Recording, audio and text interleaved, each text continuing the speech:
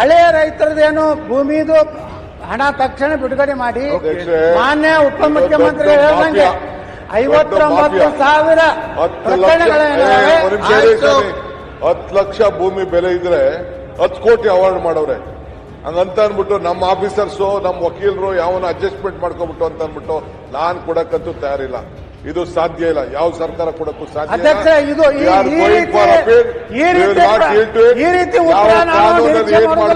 ನಮ್ಮ ರಾಜ್ಯದ ಯಾವ ರೀತಿ ಕಾಪಾಡಬೇಕು ಆ ಕೆಲಸ ನಾವು ಮಾಡ್ತೀವಿ.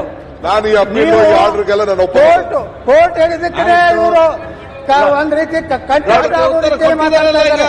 ಇದಕ್ಕೆ ಯಾವ ನ್ಯಾಯಾಲಯದ ಆದೇಶವನ್ನು ಸಹ ಇವತ್ತು ಪರಿಗಣಿಸದೆ ಇಂಥ ಸದನ ಸಮಿತಿ ಸದನದಲ್ಲಿ ಈ ರೀತಿ ಉತ್ತರ ಕೊಟ್ಟು ರೈತರಿಗೆ ಸಿಗಬೇಕಾದಂತ ನ್ಯಾಯ ಕೊಡ್ತಾ ಇಲ್ಲ ಅಧ್ಯಕ್ಷರೇ.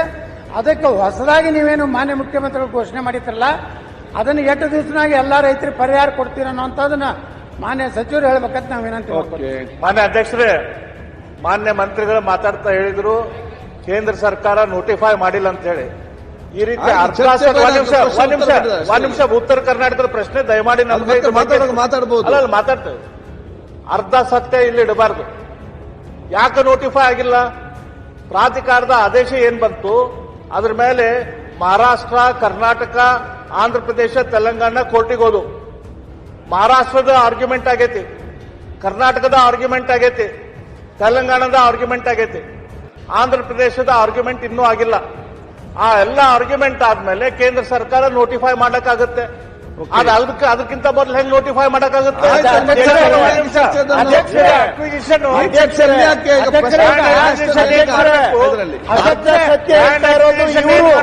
ಅರ್ಧ ಸತ್ಯ ಹೇಳ್ತಾರೆ. ಆದ್ರೆ ಕೋರ್ಟ್ ಎಲ್ಲೂ ಕೂಡ ಅಧಿಸೂಚನೆ ಹೊರಡಿಸಬೇಡಿ ಅಂತ ಎಲ್ಲೂ ಹೇಳಿಲ್ಲ. ಸ್ಟಾಟಸ್ ಕೋ ಕೊಟ್ಟಿಲ್ಲ, ಸ್ಟೇ ಕೊಟ್ಟಿಲ್ಲ. ಅಧಿಸೂಚನೆ ಹೊರಡಿಸ್ಲಿಕ್ಕೆ, ಗೆಜೆಟ್ ಮಾಡ್ಲಿಕ್ಕೆ, ನೋಟಿಫೈ ಮಾಡ್ಲಿಕ್ಕೆ ಯಾವುದು ನಿಬಂಧನೆ ಇಲ್ಲ. ಆರ್ಗ್ಯುಮೆಂಟ್ ಮಾಡಿದೆ ಆರ್ಗ್ಯುಮೆಂಟ್.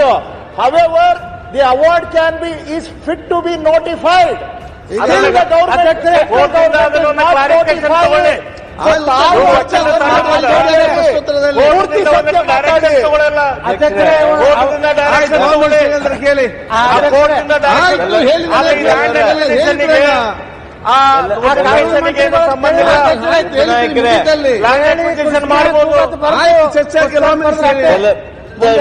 ಜಾರಿ ಮಾಡಲಿಲ್ಲ. ನನ್ನ ಮಾತು ಅಂದ್ರೆ ಇವತ್ತೇನು ಮಾನ್ಯ ಉಪಮುಖ್ಯಮಂತ್ರಿಗಳು ಕೋರ್ಟುಗಳು ಕೊಟ್ಟಂತದನ್ನ ಒಪ್ಪುವುದಿಲ್ಲ.